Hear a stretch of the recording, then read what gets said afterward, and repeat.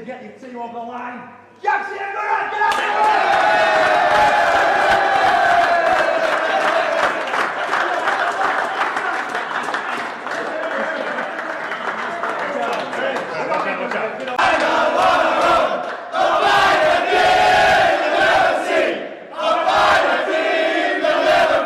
Hi hello ನಮಸ್ಕಾರ ಕರ್ನಾಟಕ.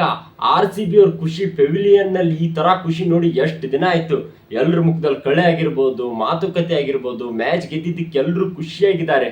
ಆದ್ರೆ RCB ಅವರು ಹೊಸ ಅಧ್ಯಾಯನ ಸ್ವಲ್ಪ ಲೇಟ್ ಆಗಿ ಸ್ಟಾರ್ಟ್ ಮಾಡ್ಬಿಟ್ರು ಅನ್ಸುತ್ತೆ. ಯಾಕಂತ ಅಂದ್ರೆ ಇನ್ ಉಳಿದಿರೋ 4 ಮ್ಯಾಚ್ ನಮ್ಮ RCB ಅವ್ರು ಗೆಲ್ಲೋ ವಿಚಾರದಲ್ಲಿ ಇರ್ಬೇಕು. ಅದನ್ನ ಬಿಟ್ರೆ ನಿನ್ನೆ ನಡೆದ ನಮ್ಮ RCB ವಿಚಾರಕ್ಕೆ ಬಂದ್ರೆ ಏನ್ ಮ್ಯಾಚ್ ಗುರು ಇದು. ಒಂದ್ ಸೈಡ್ ನಮ್ ಕಿಂಗ್ ಕೊಹ್ಲಿ 70 ರನ್ ನೋಡಿದ್ರೆ ಇನ್ನೊಂದ್ ಸೈಡ್ ವಿಲ್ ಜಾಕ್ಸ್ 100. ಎಂತ ಪಾರ್ಟ್ನರ್ಶಿಪ್, 16 ಓವರಲ್ಲಿ ಮ್ಯಾಚ್ ಮುಗಿಸ್ಬಿಟ್ರು. ಯಾಕೆ ನಮ್ ಮ್ಯಾನೇಜ್ಮೆಂಟ್ ಈ ತರ ಟೀಮ್ ನ ಮೊದಲೇ ತರಲಿಲ್ಲ ಅಂತ ಒಂದ್ಸಲ ನೀವೇ ಟೀಮ್ ನೋಡಿ. Batting line full foreign players ನೋಡ್ಕೊಂಡ್ರೆ, ಬಾಲಿಂಗ್ ವಿಚಾರಕ್ಕೆ ಬಂದ್ರೆ ಸ್ಪೇಸರ್ಸ್, ನಮ್ಮ ಇಂಡಿಯನ್ ಸ್ಪೇಸರ್ಸ್ ಮತ್ತೆ ಸ್ಪಿನ್ನರ್ಸ್ ಬಾಲಿಂಗ್ ಸೈಡ್ ನೋಡ್ಕೋತಿದ್ದಾರೆ. ಈ ತರ ಐಡಿಯಾನ, ಈ ತರ ಟೀಮ್ ನ ನಮ್ಮ ಮ್ಯಾನೇಜ್ಮೆಂಟ್ ಯಾಕೆ ಮೊದಲೇ ತರಲಿಲ್ಲ ಅಂತ ಈ ಟೈಮ್ ಅಲ್ಲಿ ನೋಡೋದಾದ್ರೆ ನಮ್ಮ RCB ಮ್ಯಾನೇಜ್ಮೆಂಟ್ ಈ ತರ ಲೆವೆಲ್ ನ ಸ್ವಲ್ಪ ಲೇಟ್ ಆಗಿನೇ ತಂದ್ರು ಅನ್ಸುತ್ತೆ. ಯಾಕಂತ ಅಂದ್ರೆ ಈಗ ಆಲ್ರೆಡಿ ಉಳಿದಿರೋದು 4 ಮ್ಯಾಚ್ ಗೆದ್ರೂ ಸಹ ನಮ್ಮ RCB ಕ್ವಾಲಿಫೈ ಆಗೋದು 50% ಇದೆ. ಅದಕ್ಕೆ ಸ್ವಲ್ಪ ಲೇಟ್ ಆಗಿನೇ ಈ ಟೀಮ್ ನ ಮಾಡಿದ್ರು ಅಂತ ಅನ್ಸುತ್ತೆ. ಇನ್ನು ನೋಡೋಣ ಏನಾಗುತ್ತೆ ಅಂತ ಹೇಳಕ್ ಹೋಗೋದು ಬೇಡ. ಬಟ್ ನಮ್ಮ RCB ಅವರು ಮುಂದೆ ಬರೋ 4 ಮ್ಯಾಚ್ ಗೆಲ್ಲು ವಿಚಾರದಲ್ಲಿ ಇರಬೇಕು ಅಷ್ಟೇ. ಅದ ನಂತರ ಟಾಸ್ ಮಾಡಕ್ ಬಂದ್ರು. ಟಾಸ್ ವಿಚಾರಕ್ಕೆ ಬಂದ್ರೆ ಸತತವಾಗಿ 4 ಬಾರಿ ನಮ್ಮ RCB ಅವರು ಟಾಸ್ ಗೆದ್ರು. ಇವತ್ತು ಕೂಡ ನಮ್ಮ RCB ಅವರು ಟಾಸ್ ಗೆದ್ರು. ಫ್ಯಾಫ್ ಡು ಪ್ಲೆಸಿ ಟಾಸ್ ಗೆದ್ದ ನಂತರ ಬಾಲಿಂಗ್ ಆಯ್ಕೆ ಮಾಡಿದ್ರು. ಬಾಲಿಂಗ್ ನಂತರ GT ಅವರು ಬ್ಯಾಟಿಂಗ್ ಆಡಕ್ ಬಂದ್ರು. ಬ್ಯಾಟಿಂಗ್ ಆಡ್ತಾ ಇದ್ದಾಗ GT ಅವ್ರದ್ದು ಸ್ವಲ್ಪ ಸ್ಲೋ ಆಗಿನೇ ಸ್ಟಾರ್ಟ್ ಆಯ್ತು. ಆಗ ಸ್ವಪ್ನಿಲ್ ಸಿಂಗ್ ಅವರು ಮತ್ತೆ ವೃದ್ಧಿಮಾನ್ ಸಾಹನ್ನ ಪವರ್ ಪ್ಲೇ ಅಲ್ಲಿ ವಿಕೆಟ್ ಹೋಗಿದ್ರು. ಪವರ್ ಪ್ಲೇ ಅಲ್ಲಿ ವಿಕೆಟ್ ಬಿದ್ರೆ ನಮ್ಮ RCBಗೆ 80% ಗೆಲ್ಲೋ ಚಾನ್ಸ್ ಇದೆ. ಇವತ್ತು ಪವರ್ ಪ್ಲೇ ಅಲ್ಲಿ ವಿಕೆಟ್ ಬಿತ್ತು. ನಂತರ ಗಿಲ್ ಅವ್ರದ್ದು ಪವರ್ ಪ್ಲೇ ಲಾಸ್ಟ್ ಬಾಲ್ ಅಲ್ಲಿ ವಿಕೆಟ್ ಬಿತ್ತು. ಆಮೇಲೆ ಸಾಯಿ ಸುದರ್ಶನ್ ಮತ್ತೆ ಶಾರುಖ್ ಖಾನ್ ಸಖತ್ ಬ್ಯಾಟಿಂಗ್ ಆಡಿದ್ರು.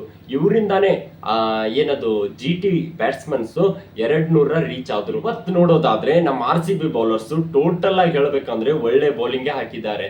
ಹಿಂದಿನ ಮ್ಯಾಚ್ ಆಗಿರ್ಬೋದು, ಈ ಕಂಟಿನ್ಯೂ 2-3 ಮ್ಯಾಚ್ ಬಾಲಿಂಗ್ ಅಲ್ಲಿ ಸ್ವಲ್ಪ ಇಂಪ್ರೂವ್ ಕಾಣಿಸ್ತಾ ಇದೆ. ಇದಾದ ನಂತರ ನಮ್ಮ RCB ಅವ್ರು ಬ್ಯಾಟಿಂಗ್ ಆಡಕ್ ಬಂದ್ರು ಗುರು. ಒಂದ್ ಸೈಡ್ ಫ್ಯಾಫ್ ಡು ಪ್ಲೆಸಿ, ಇನ್ನೊಂದ್ side king Kohli. Faf du ಪ್ಲೆಸಿಗೆ ಯಾಕೋ ಈ ಸೀಸನ್ ಬರ್ತಾ ಇಲ್ಲ ಅಂತ ಕಾಣಿಸುತ್ತೆ. ಯಾಕಂತ ಅಂದ್ರೆ ಇವತ್ತು ಕೂಡ ಫ್ಯಾಫ್ ಡು ಪ್ಲೆಸಿ ಪವರ್ ಪ್ಲೇ ಅಲ್ಲಿ ಔಟ್. ಪವರ್ ಪ್ಲೇ ಅಲ್ಲಿ ಫ್ಯಾಫ್ ಡು ಪ್ಲೆಸಿ ಔಟ್ ಆದ ನಂತರ ವಿಲ್ ಜಾಕ್ಸ್ ಬ್ಯಾಟಿಂಗ್ ಬಂದ್ರೆ ನೋಡುಗರು, ಏನ್ ಬ್ಯಾಟಿಂಗ್ ಆಡಿದ್ರು ಇವರು. ಒಂದ್ ಸೈಡ್ ನಮ್ ಕಿಂಗ್ ಕೊಹ್ಲಿ, ಇನ್ನೊಂದ್ ಸೈಡ್ ವಿಲ್ ಜಾಕ್ಸ್. ಒಂದ್ ಸೈಡ್ ನಮ್ ಕಿಂಗ್ ಕೊಹ್ಲಿ 70 ರನ್ ಹೊಡೆದ್ ಸಾಥ್ ಕೊಡ್ತಾ ಇದ್ರೆ, ವಿಲ್ ಜಾಕ್ಸ್ 100 ಹೊಡೆದು ಹಬ್ಬನೇ ಮಾಡಿದ್ರು. 15 ಮತ್ತೆ 16 ಓವರ್ಗಳಲ್ಲಿ ರನ್ ಬಂತು ಹೇಳ್ತೀನಿ. 15ನೇ ಓವರು ಮೋಹಿತ್ ಶರ್ಮಾ ಹಾಕಿದ್ರು, 16ನೇ ಓವರು ರಶೀದ್ ಖಾನ್ ಹಾಕಿದ್ರು. ಈ 2 ಓವರ್ಗಳಲ್ಲಿ, ಲಾಸ್ಟ್ 2 ಓವರ್ಗಳಲ್ಲಿ ಸುಮಾರು 58 ರನ್ ಬಾರಿಸಿದ್ರು ವಿಲ್ ಜಾಕ್ಸ್.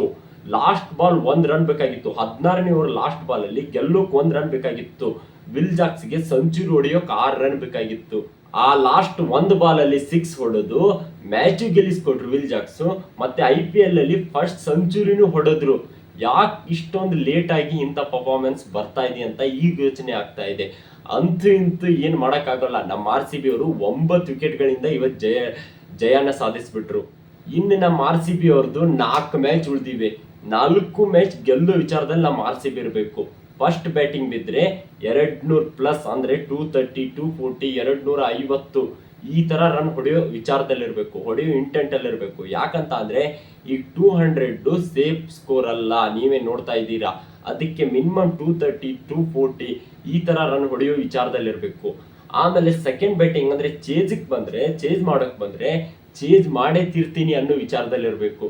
ಈ ತರ ನಮ್ಮ RCB ಇನ್ 4 ಬರೋ ಮ್ಯಾಚ್ ನ ಗೆಲ್ಲೇಬೇಕು, ಗೆಲ್ಲತಾರನೆ ಅನ್ಕೊಂಡಿದ್ದೀನಿ. ಗೆಲ್ತಾರೇನೆ ಅಂತ ಹೇಳ್ತಾ ಈ ವಿಡಿಯೋನ ಇಲ್ಲಿಗೆ ಮುಗಿಸ್ತಾ ಇದ್ದೀನಿ. ಯಾರು ನನ್ನ ಚಾನಲ್ ನ ಹೊಸದಾಗಿ ನೋಡ್ತಿದ್ದೀರಲ್ಲ, ಪ್ಲೀಸ್ ಎಲ್ಲರೂ ಸಬ್ಸ್ಕ್ರೈಬ್ ಮಾಡಿ. ವಿಡಿಯೋ ಇಷ್ಟ ಆಯ್ತು ಅಂತ ಒಂದು ಲೈಕ್ ಮಾಡಿ ಅಂತ ಹೇಳ್ತಾ ಈ ವಿಡಿಯೋನ ಇಲ್ಲಿಗೆ ಎಂಡ್ ಮಾಡ್ತಾ ಇದ್ದೀನಿ. ಮುಂದಿನ ವಿಡಿಯೋದಲ್ಲಿ ಮತ್ತೆ ಸಿಗ್ತೀನಿ. ಟಾಟಾ, ಬಾಯ್ ಬಾಯ್. ಲೋಕ ನಿನ್ನ ಕೈಯಲ್ಲಿ, ಸತ್ಯ ನಿನ್ನ ಎದುರಲ್ಲುಂಟು, ಭಿಕ್ಷು ನಿನ್ನ